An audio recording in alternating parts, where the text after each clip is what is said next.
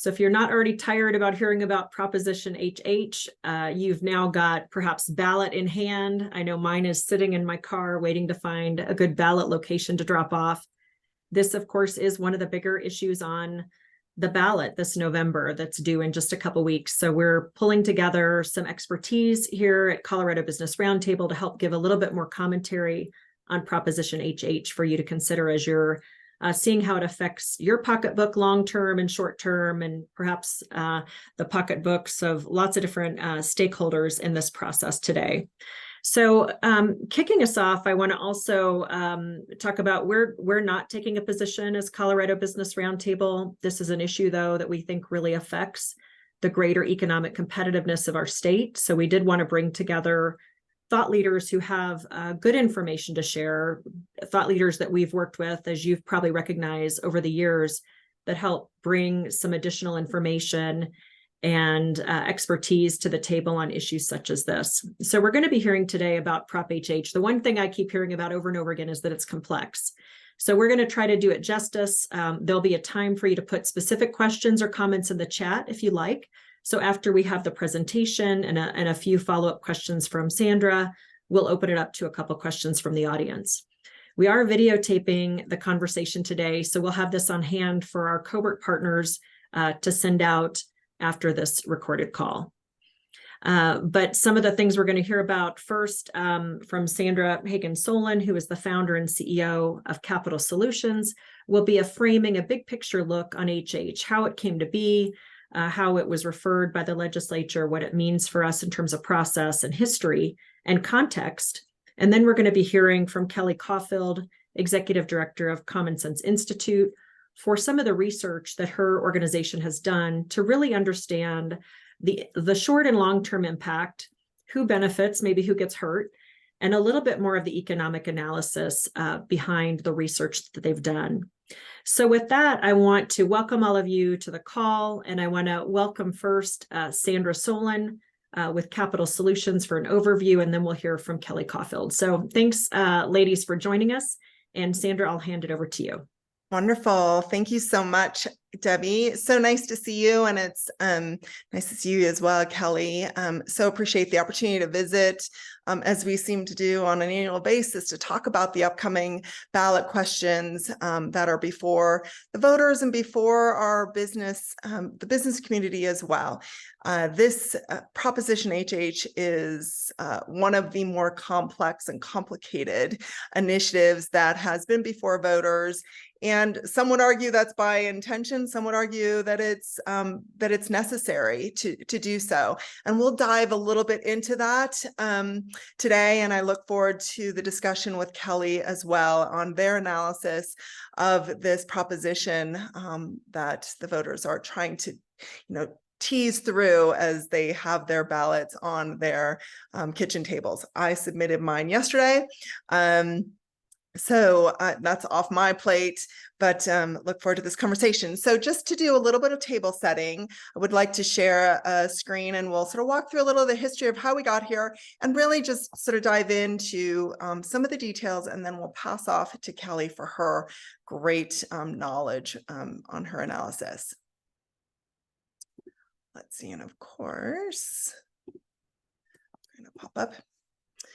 So let me do a screen share of the presentation. If I start.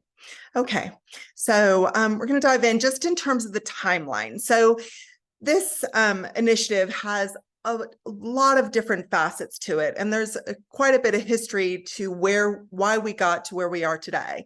And it really starts with the Gallagher Amendment's passage in 1982, and that Gallagher Amendment was passed in order to rein in the increase of property taxes across the state. At that time, it was significant, and it capped it required that business property was assessed at a fixed rate, and that there was some flexibility then for the residential assessment rate to flow. And there were certain formulas that attached to that. Up until 2020, the property tax system in Colorado operated under the Gallagher Amendment, but there was increasing pressure around a significant change to the Gallagher Amendment leading up to the 2020 ultimate repeal. There had been prior attempts at repealing Gallagher Amendment 2003, noted here as one of those failed, and then again continued conversations about what can be done. With the passage of Tabor, the complications became all the more difficult to sort of wrestle with regard to taxation. And of course, Tabor passed, it's not noted here, in 1999, and had a layering effect on Gallagher Amendment. In 2005, the other sort of key component in this is the passage of Referendum C. Referendum C, tied to Tabor, which had as a limitation on the amount of revenue that can be retained on an annual basis and spent. And Referendum C, which was sent to the voters, passed by the voters, authorized an increase of beyond the typical Tabor limit. And so it authorized more spending on the part of the state and sort of shifted the formulas in a way that we have been operating under for the last nearly 20 years. Then in 21, so with the passage then in 2020 of the repeal of Gallagher Amendment, it included, or it didn't include, most importantly, actual rates, assessment rates that were the offset to the removal of specificity with regard to the rates. And it was an open question. In fact, a lot of organizations, including a couple of my clients, really questioned why we weren't at that point determining the actual rate. So we had some certainty in the system at that point. Well, nonetheless, that didn't happen. And in 21, there was a temporary property tax rate established, which created some relief for folks as things were starting to tick up. That relief was then extended in 2022. And for another additional 2 years. So through 2024 is when Senate Bill 238 continues to be in effect. In 2023, of course, this last year, we found ourselves in a crisis situation with regard to projected tax increases, property tax increases, 37% on average across the state, and some places higher, some places slightly lower, but irregardless, we were seeing significant increase in property taxes. And in response, the legislature passed Senate Bill 303 to refer Proposition HH to the ballot. This came about in the last week of the legislative session and includes a whole lot of pieces. So let's jump into that. The ballot question is fairly pretty straightforward in its language, but of course the complications are much more distinct. Reducing property taxes for homeowners and businesses, expanding relief for seniors, backfilling counties, fire districts, ambulance, and other local governments, and then using a portion of state surplus as a backfill. And it's capped at a certain level. So that's the ballot question. Again, it seems relatively straightforward, but it does a whole lot of things. And so Proposition HH discounts property tax increase for 10 years. It's a discount. It is not a full cut. It is a decrease on what would be the increase. And so there will be an increase for voters, even with the passage of HH. And I know Kelly will jump into that distinction. It does provide a senior property tax exemption as a portable option for seniors. And it has a little bit of kicker in there as well. It authorizes the state to keep and spend more money. We talked about Ref C. This actually, and combined with the reduction in future refund dollars, the provision in here increases and allows the state to retain 1% annually, so a compounded 1% annually, year over year to spend. So it increases what was the Ref C cap to now a new Prop HH cap. And that's one of the larger concerns that the opponents of this measure have, because it does therefore reduce future Tabor refund dollars. Furthermore, the bill authorizes a reinstatement or reauthorization of this policy in 10 years without any further voter approval if the legislature or certain criteria built in, but the legislature has the option to do that. The money that is retained would flow to local governments as some backfill for the reduction in property tax. It would flow to school districts, considerable amount into the school districts themselves. And then it did provide sort of a last minute component of the measure was a rental assistance fund in order to provide some relief for renters in the system. 33% of Coloradoans are renters. And so this $20 million piece would be split effectively among that renter pool. If Proposition HH fails, what unfolds here is you have the status quo is maintained. So you would have the increase of taxes, again, not the discount on that. There would be no specific change to property tax structure, but that temporary property tax reduction it found in 238 would be maintained. In 2024, in this upcoming legislative session, the state legislature could address property tax relief through measures that they can do legislatively, including that senior homestead exemption, property tax reduction or cap. They have the authority to do that as demonstrated in their passage of 238 and the prior year's property tax reduction. They could pass the Renters Assistance Fund. They could do a flat TABOR refund, which is also a provision embedded in Proposition HH. But what they can't do is authorize that increase in the referendum C cap. And then lastly, the TABOR refunds would continue to flow based upon income levels versus the flat approach that was we would see with passage of Prop HH in the year 2024, I believe it is. Let's see. So let's see here, why is this? Okay, so just a quick snapshot, and the Blue Book is remarkable. Again, this year they do such great work of really summarizing the pros and cons and all the fiscal implications of this. It's I think it's about 13 pages in this year's Blue Book. So a lot of these screenshots here are taken from the Blue Book, but it gives you a sense of the change in rates for the various property tax assessed types. 6.7%. So you can see it's a slight reduction in 2024, 6.7% rate assessment rate versus the 6.9% that was projected for single family or 6.8 for multifamily.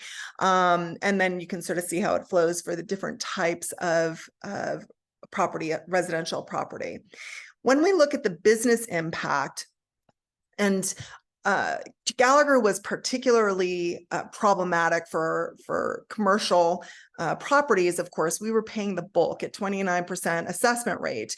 And in 2021 and in the subsequent 2022 sessions, they reduced that assessment rate to 27.9%. And what you will see in subsequent years is a modest reduction in assessment rates for commercial properties, pretty modest. By the back end, you see it drop down to 26.9%. So a little bit of it certainly a change, and there is some benefit to the business owner and commercial property owner. Oops. Yeah, okay. Again, this chart is in the Blue Book, but where you see this new Proposition HH cap, you begin to see the difference in revenue retained by the state by virtue of the passage of Proposition HH. And on the left, you'll see the amount of money that will flow as a consequence or be retained for the state's utilization and for local government use, and then there's another bucket for the state education fund as well. The timeline, again, there are triggers along the entire length of the 10-year period as to when certain things happen in implementation of the property tax rate. There's immediate retention of additional revenue, but once you begin to see, it isn't until 2025 that you see some benefit to the senior property tax, and then the lowering of the property taxes also unfolds in 23. So there is a different set of time horizons for the various property owners, and just something to be cognizant of. Finally, just a quick overview of who the proponents are and the opponents as well. You see Jared Polis and the legislative Democrats who passed the measure, strong proponents. The education community is very much behind and supportive of the measure, as well as Colorado Concern and the various think tanks, Colorado Fiscal Institute and Bell Policy Center. Their arguments largely about the property tax relief for homeowners, the benefit to public schools, the ability to retain and spend more revenues on important projects in the state. From the opponent perspective, the local government entities across the state are pretty unanimously and adamantly opposed to this measure. They're concerned about the longer term implications. Certainly, they don't like to see a reduction in their revenues that they had projected. Now, some would argue that the growth of government, that's 30% is too much, but they believe, and others, like other chambers of commerce, believe that there's a different approach that could be taken to alleviate property tax pressure and burden across the state. And the legislative Republicans were unanimously opposed to this. Senator Joanne Janal, a Democrat from Fort Collins, sort of has added her name to those ranks of legislators who are opposed. There may be some others I haven't heard specifically, but that gives you a sense of who's for and against, and certainly their arguments. And concern about the elimination of Tabor refunds, the complexity and uncertainty that's created in the tax system, locking in a 10-year change are some of the arguments that they've used against it. So with that, again, sort of setting the stage, I want to pass and introduce Kelly Caufield, Executive Director of the Common Sense Institute. They do remarkable work of really diving in a nonpartisan fashion into the economics of public policy in our state, and really appreciate their thoughtful consideration of this policy and multitude of others. And Kelly, happy anniversary on your first year at CSI as well. But good to see you, and I'll pass it on over to you.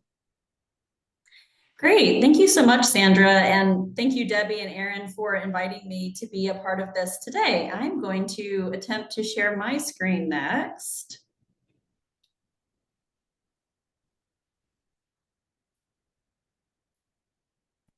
Great. Hopefully everyone can see that.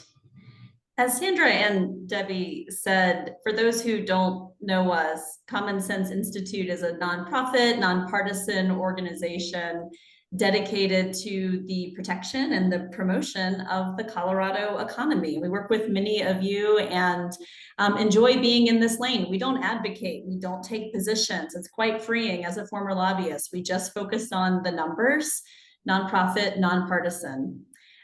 This is our board of directors. I think you all hopefully know many of these men and women who are very strong business and civic leaders here in Colorado. Just briefly, we do have over 10 policy fellows that are tackling all issues important to free enterprise, crime and safety, housing, homelessness, water, etc. But the Proposition HH analysis that we did this summer, that was really authored by Lang Sias, who is our 2023 Mike A. Leprino Free Enterprise Fellow, as well as Chris Brown, who I know briefs you all time to time, our longtime Vice President of Policy and Research.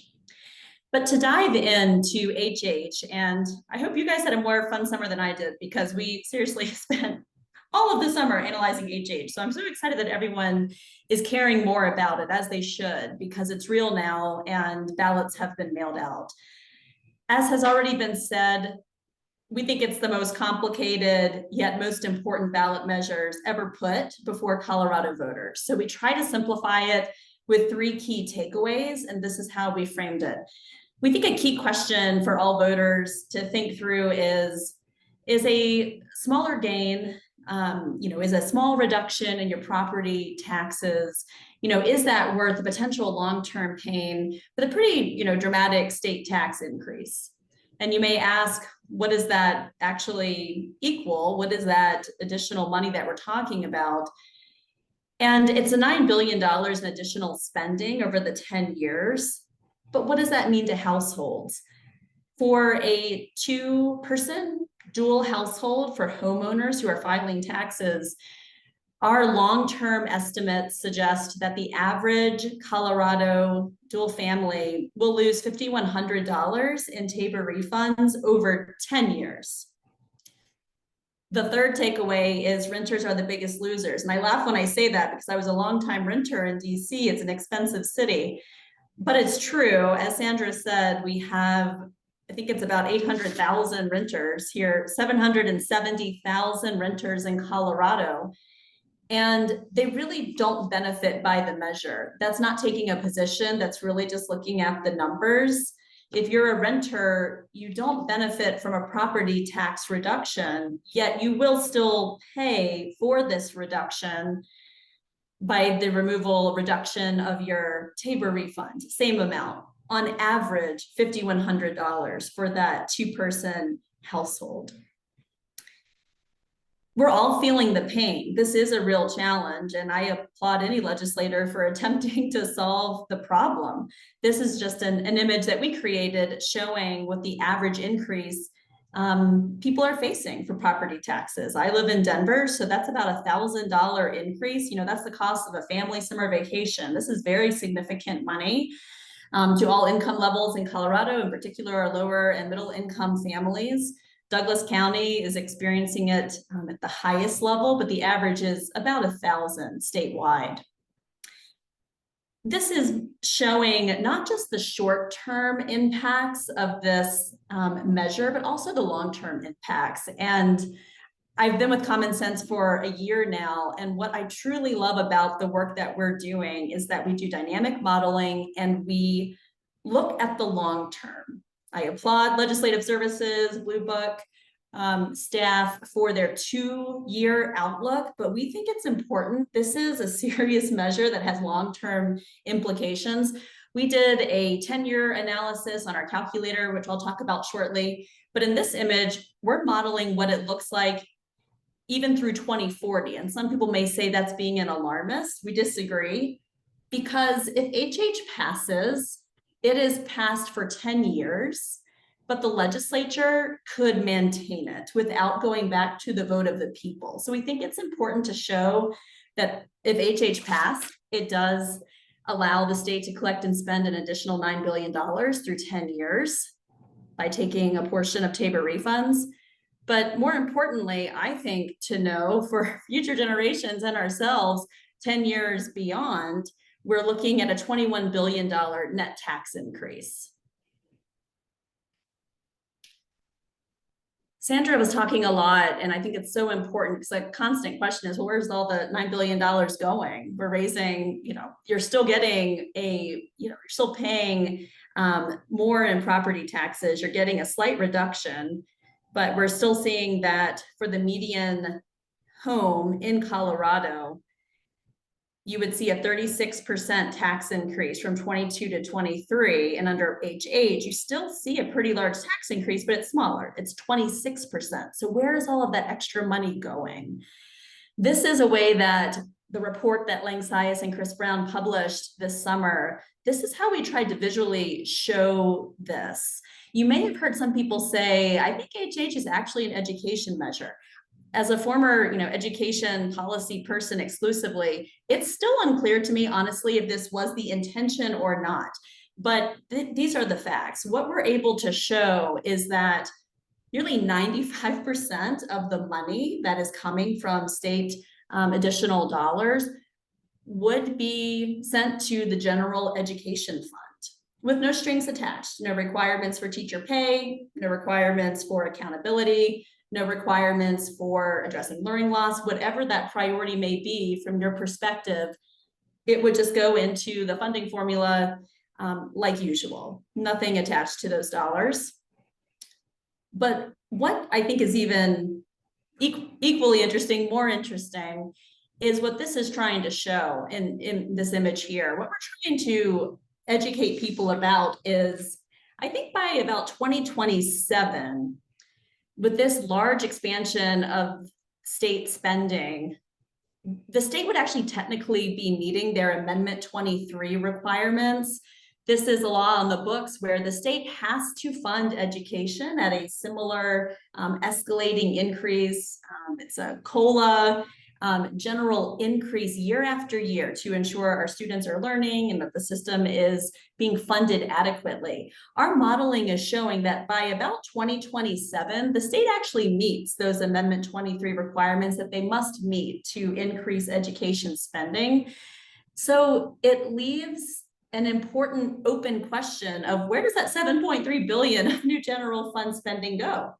It could all go to education over this number of years, or it could just grow the pot of general fund dollars to be used in any way the legislature would like to use it. In a lot of our CSI analysis, we try to bring it back to the individual person. What does this large measure mean to me? As I said earlier, on average, you're seeing a 36% property tax increase next year under current law. You still see an increase. I love Sandra's language about a discount. That's a great way to talk about it. It is better than what you would be experiencing currently, but you have to think about that 10-year impact, that 20-year impact, how much of your Tabor refund is being spent, because it's still a 26% property tax increase under HH. This is a net impact equation that we're trying to show here. On average, this is some of the savings you would receive. This is the state tax increase. So on net, we're finding more people are going to be paying more under HH than less. And here in the bold, you can just see our economists like to try to help people understand, what does that mean? $1,000 increase on average. That's about 30 hours of work for the average Coloradan just to pay for the increase in your property tax. So that's a significant amount of time. That's about a week or so of work. I think we've talked about this a lot, but again, the impact to renters, I think, is really important. I know Debbie wants Sandra and I to talk about like winners and losers, like who benefits, who doesn't benefit. It's without doubt to me that renters are the biggest losers under the measure for two reasons. One, like we just said, you're paying for this with your Tabor refund, yet you will see no immediate relief because you don't pay property taxes. And two, I appreciate that the measure does include a small pot of money to help with renter tax, with renter relief. I think that was $20 million to provide some benefits. But when you do the math, when you look at our 770,000 renters in Colorado, and you look at the amount of assistance that's supposed to be provided to those renters in that fund, it amounts to about 3,000 renters who would benefit each year from that. So I think that's an important number to consider. In closing, I would just say we don't take it, from my mouth. Like check out our website that we built.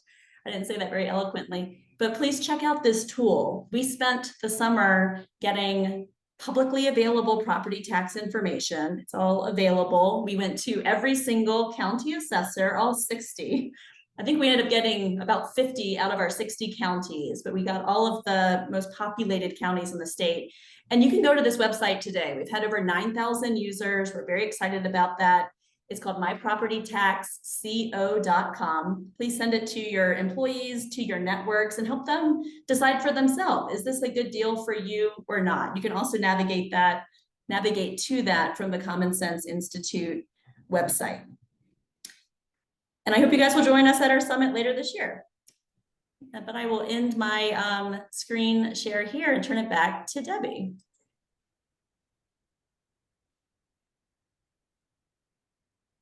And actually, I'm going to turn it back to Sandra to do some follow-up questions with you, Kelly. And then I also put in the chat for folks that are tuning in, feel free to send a couple questions or comments in the Q&A portion. And we will, after Sandra and Kelly have a little bit of a dialogue, we'll open it up for some other questions. So thanks, Sandra, back to you. Yeah, thank you, Debbie. Appreciate it. And Kelly, thank you so much for that great overview and just the numbers and cents of this, again, quite complicated question before the voters this year. One question that certainly comes to mind, certainly this initiative or this proposition has great benefit to the education community, there's no doubt. And it appears there's some safety that protects some of these funds for the education fund. Is there any chance that the money that is sort of noted for education could flow to other state priorities and sort of go into that other bucket that you noted?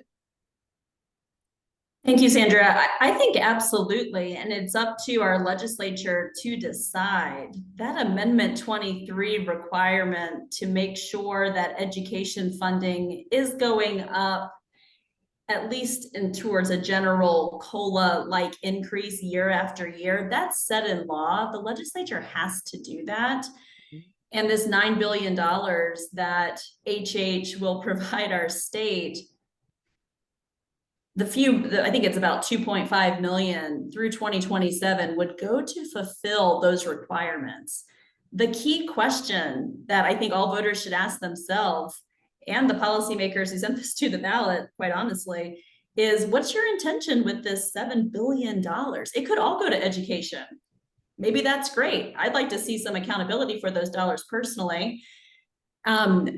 But it doesn't have to. It's truly an open question on whether or not does that just become additional dollars to grow the state government footprint where they could really reallocate that in any way they'd like, or it could all go to education. It's unclear. And it's, to me, just adds like another layer of complexity of a blank check of $9 billion to our state. Yeah, indeed. You know, as I noted in the opening, this proposition came about in the last week of the legislative session, and certainly opponents argue, and I made note that the opportunity does exist if Proposition HH fails for the legislature to address the challenge that would still remain for property tax payers in the state.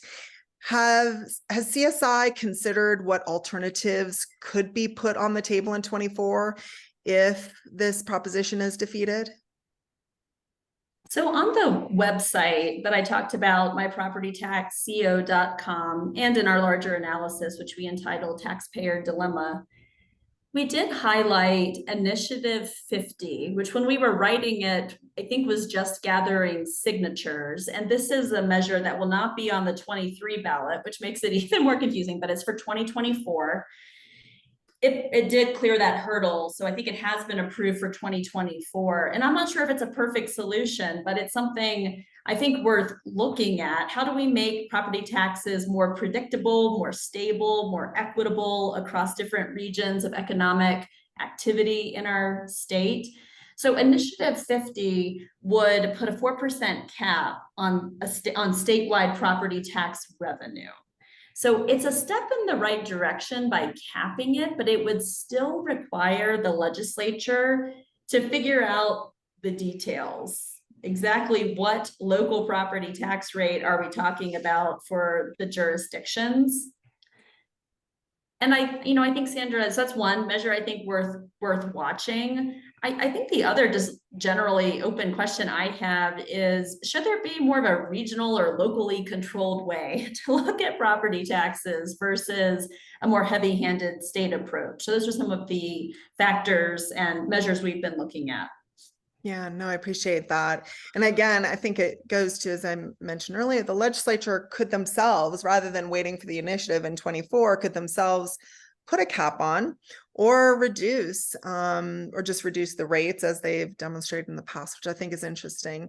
It is also interesting to note, and I'd be curious your thoughts on this. Local governments have the ability themselves to rein in their mill levies, do they not? If they so chose to do so. That's right. That's right. And that's perhaps, an area the governor could always call a special session. He would have to do that this year, right? This calendar year, in order to provide immediate property tax relief.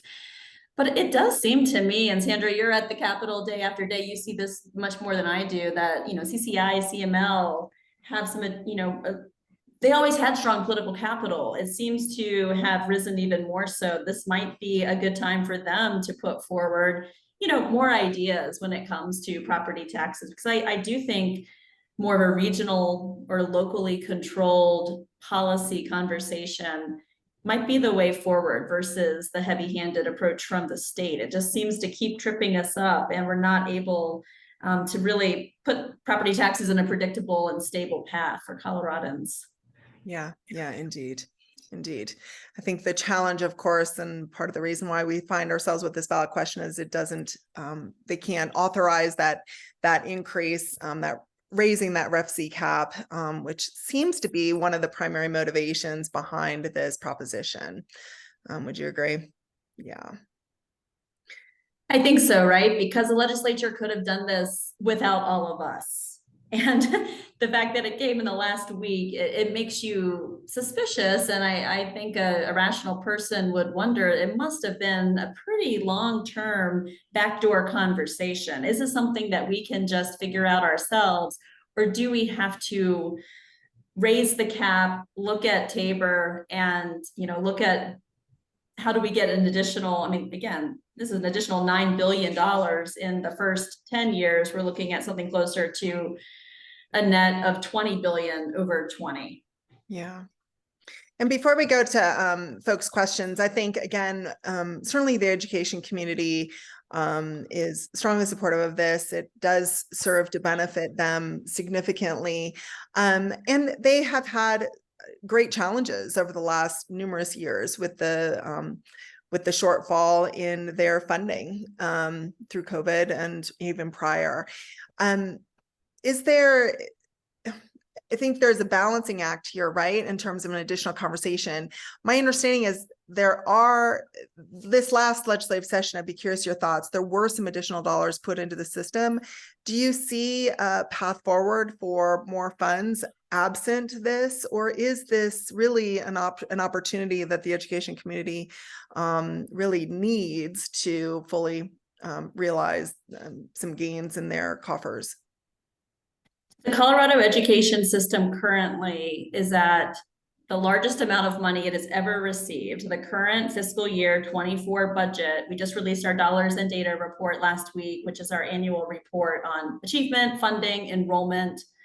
FY24 budget increased education funding by 9.4% per pupil, reaching a record high of $10,600 per student here in Colorado. And what we do when we look at, it's not just looking at how much is funding increasing in Colorado.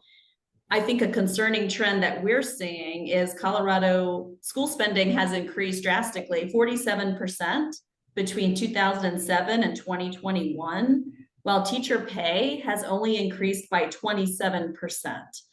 So with no metrics or outcomes attached to the dollars that we're talking about here in HH, it's unclear to me whether those additional dollars would prioritize teacher pay or more instruction inside the classroom. We seem to be somewhat bloated with additional para support, administrator support. We're not seeing more teachers come into the classroom, and it's not being prioritized in pretty large funding increases that we've seen. And when you look at this at over 10 or 15 years.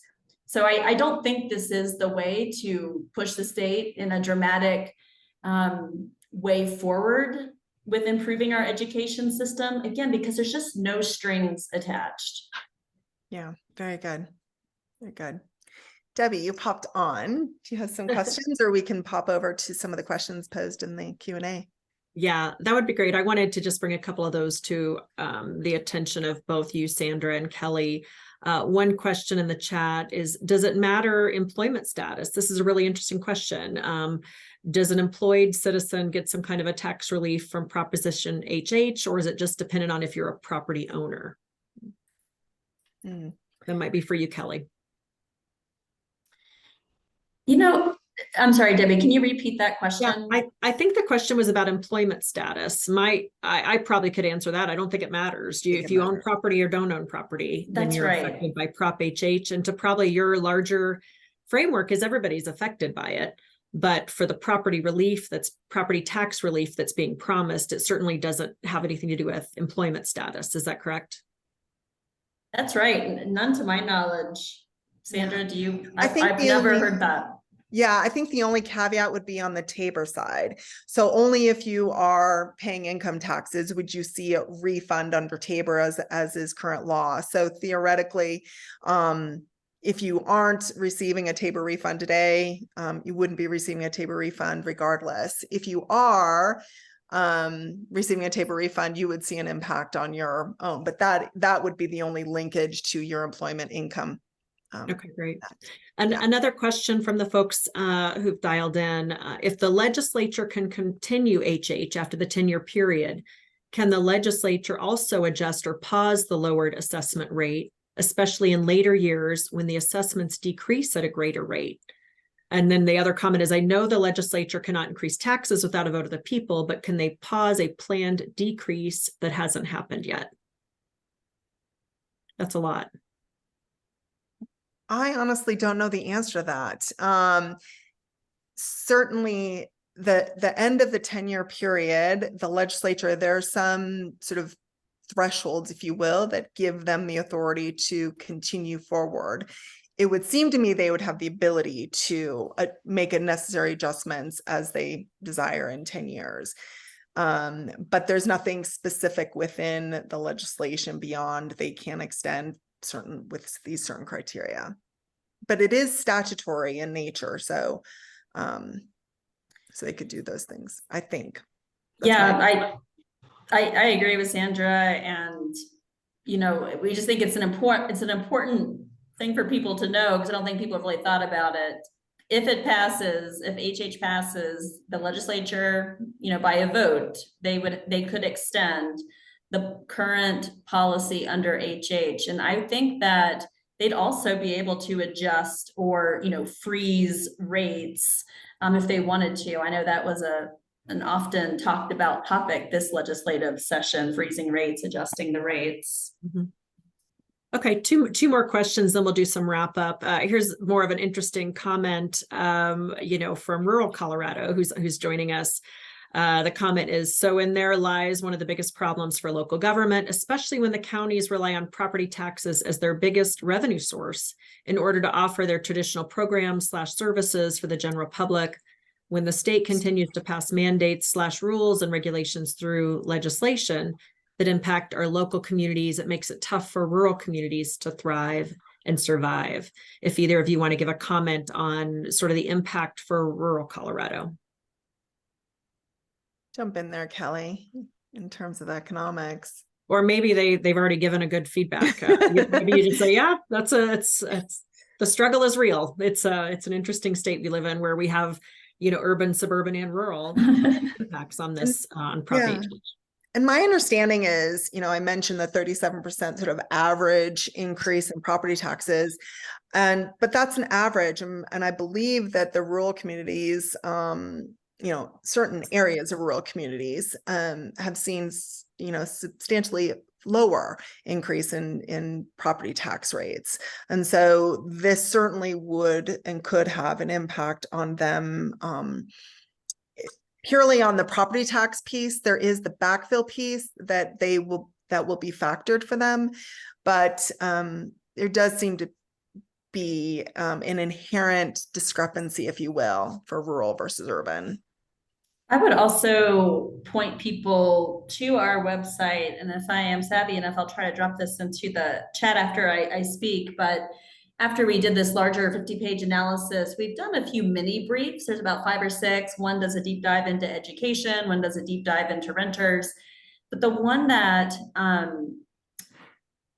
might be most interested to Club 20, and if I see that's who the question's coming from, and other rural leaders, we did a analysis called Measuring Property Taxes County by County, where we're actually showing, because it really does vary which counties, and it's based on what their individual tax rates, their wealth level, but we're able to show the cumulative 10-year Prop HH savings relative to current law. And then we can also show, of course, our estimated Tabor refund, so that you can do the math for yourself on average in your county, whether or not HH is a good deal for you. And I will share that in my analysis, and I'll drop the link in momentarily, it's the wealthier counties. HH helps wealthier counties, wealthier people. They're sometimes going to win with that net impact of the measure. Those who are losing are lower income households, lower economic counties and renters. So I'll drop that into the link so you can see that county by county analysis. That'll be particularly helpful for the Club 20s, Pro 15, et cetera. Action thank 22. You, Kelly.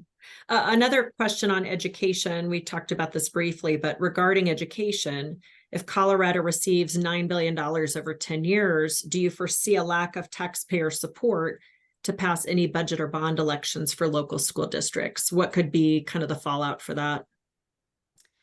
That's interesting to me because I believe a few days after this legislation passed to send it to the ballot 303, some of the education advocates, I remember seeing that in the press, like, this is not what we would have done on purpose because it's going to make it much harder for us to raise dollars in the future at the local level or state level. I think that is true. I think, you know, when you're looking at, you know, Common Sense is a part of a growing network of other states. And I look at Common Sense Institute Arizona. The state's not perfect, but something that they did, they are at least innovating and attempting something new when it comes to education. They passed an education savings account. And the reason they had some leverage to try to promote choice to help lower income students have more choice, middle income as well, was there were some additional dollars on the table. Governor Ducey came together with the legislature and the union, and it was a good year for them. There was additional money, and they said, we'll put more money into the formula, and we'll also experiment with choice and do an education savings account. I'm not saying an ESA is the only way forward, but sometimes when you have new dollars on the table, that's an important negotiation for education. So I do think this kind of gives it all away in my mind without any accountability or metrics for success. So last question, then I'm going to have each of you do kind of closing thoughts to wrap us up. But this is kind of the $1 million question: is Prop HH going to pass? What does the polling say? You know, everybody's an armchair quarterback, but what are your predictions? Or have you seen polling? You don't have to necessarily predict. What's the word on the street? You know, I have not seen specific polling. In fact, I just sent a note to both sides asking it because I saw the question come through and I thought, oh, I honestly haven't seen more recent polling. There was polling done about 6 weeks ago that showed it was on the losing side, and the more people learned about it, they were convinced to vote no. So the trend was moving against it. But I will say, you know, now that we are in the last 3 weeks with the advertising that is unfolding, both sides seem to have about the same amount of money, with some more dollars, I think, flowing more quickly into the pro side. It's going to be, I think it'll be very close. I think in the end it will die. I'll put that flag in the ground, but I think by very small margin.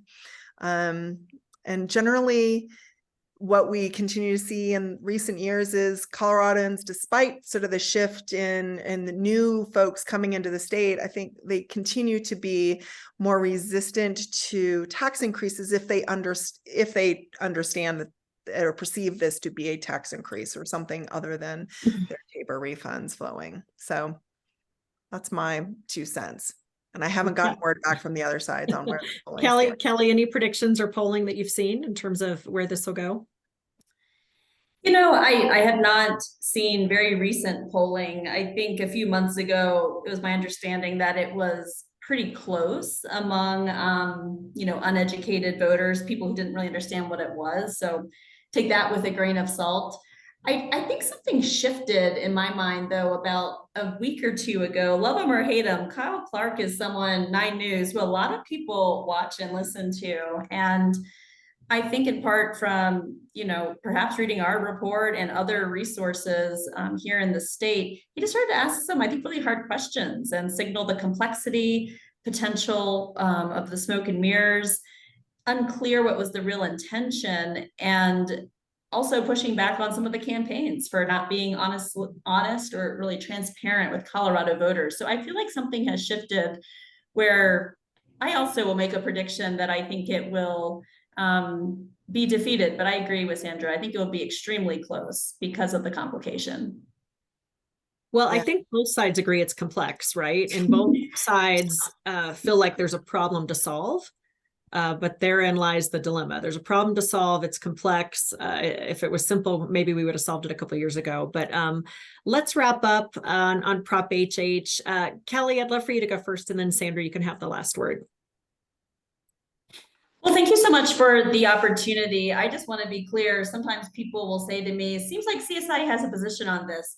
And we honestly don't. I encourage everyone, go to the website that we built, mypropertytaxco.com. Please share it with your networks and have voters decide for themselves. Is this a good deal?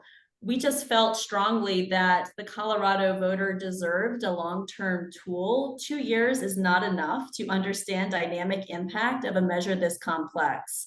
So appreciate your help in getting the word out and educating employees and other partners of yours that might be renters about the challenges that I think that population experiences in particular under the measure. Thanks, Kelly. Sandra, wrap us up. Thank you. Thank you, Debbie. And thanks, Kelly, for your tremendous insights into the economics of this. It's always a pleasure to share thoughts, and it's a wonderful reminder of the importance of engagement in the public policy arena. And I like to say public policy matters, and it does. And we've seen it increasingly so over our lifetime, certainly, but most especially in the last several years from a business perspective, that engagement is critical. So great to see so many folks joining the conversation today. And I'm available for any questions, and I know Kelly is, and of course Debbie as well. But nice to see you all, and thanks, Debbie, for the opportunity. You bet. Again, thanks to our presenters, Kelly Caufield with Common Sense Institute, Sandra Solin with Capital Solutions. We're grateful for your expertise and thought leadership on this important and complex issue. We could probably spend many more hours delving into it, but this was a really good, concise look. Thanks everyone for joining us today on behalf of Colorado Business Roundtable.